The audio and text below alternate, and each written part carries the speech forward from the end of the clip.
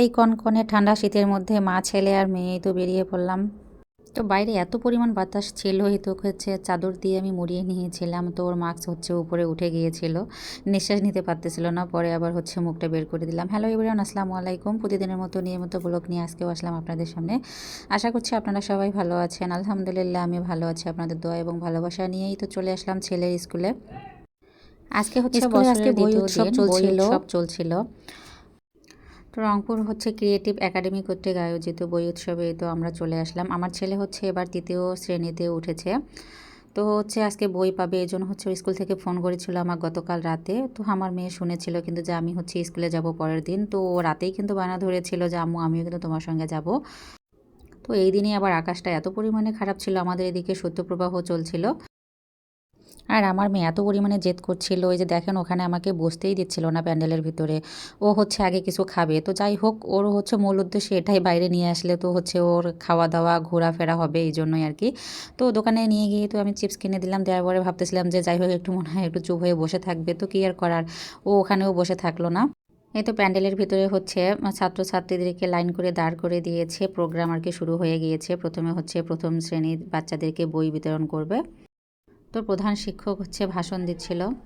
আসলে প্রথম দিনে হচ্ছে বই পাওয়ার আনন্দটা অন্যরকম মনে হচ্ছিল, যে প্রথম দিনেই মনে হয় বই পাওয়ার পরে মানে বই পড়েই শেষ করে দেবে একদিনই, এরকম একটা অবস্থা আমার ছেলের। ও তো হচ্ছে আগেটাতে আমি বই পড়তে বলেছিলাম, তো বলতেছে কি পড়বো, আমার তো কোনো বইই নাই। তো পরের দিনে ওর উৎসাহ দেখে অনেক ভালো লাগতেছিল। অনেক সকাল সকালও ঘুম থেকে উঠে গিয়েছিল, আমাদেরকে ডেকে উঠেছে, আম্মু আজকে হচ্ছে আমি স্কুলে যাব, তাড়াতাড়ি ওঠো। তো যাই হোক, ওর এই উৎসাহটা দেখে আমার কাছে অনেক অনেক ভালো লাগলো। আর সঙ্গে হচ্ছে ওর বোনকেও রেডি করে নিয়েছি, এটাও ভালো লাগলো। আর ও বারবার বলতেছিল আম্মু চলো, ওকে নিয়ে চলো। আসলে এই জন্যই কিন্তু ওকে নিয়ে আসছি, না হলে আমার এই ঠান্ডার মধ্যে নিয়ে আসার কোনো দরকারই ছিল না। বাইরে যেহেতু প্রচণ্ড বাতাস ছিল, আর ওর অনেক ঠান্ডা লেগেই থাকে সব সময়। তো যাই হোক, ওর দাদিও অবশ্য নিষেধ করেছিল যে নিয়ে যাওয়ার দরকার নাই, কারণ আমাদের রংপুরে হচ্ছে আজকে 3 দিন থেকে অনেক শৈত্যপ্রবাহ ছিল। তো যাই হোক, এখানে নিয়ে আসার পরে তো হচ্ছে ও অবশ্য মজাও করতেছিল। তো এইদিকে সব বাচ্চাদের বই দেওয়া শেষ হয়ে গিয়েছে। এই তো এখন হচ্ছে স্কুল কর্তৃক ফটো সেশন চলতেছিল, আর এর ফাঁকে আমিও কিছু ভিডিও করে নিলাম।